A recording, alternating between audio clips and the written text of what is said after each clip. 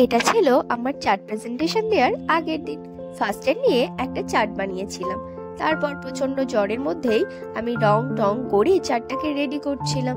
At last আমার চার্টটা ready হয়ে গেল।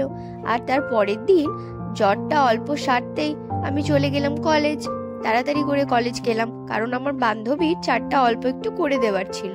তারপর আমি ওকে একটুখানি হেল্প করলাম চার্টটা রেডি করতে। ওর চার্টে লেখালেখি করার পরে নিচে চলে গেলাম। নিচে গিয়ে আমার চারটে ক্লিপ দিয়ে রোলিং বোর্ডে লাগানোর পরে আমি চলে যাব এবার প্রেজেন্টেশন দিতে। আর এই যে আমাদের ম্যাম বসে আছেন, আর এই যে আমাদের অডিয়েন্স। তারপর আমি দেওয়ালে চারটে টানিয়ে দিলাম। তারপর ম্যামের কাছে পারমিশন নিয়ে আমি এবার বলা শুরু করব। তারপর আমি বলা শুরু করে দিলাম।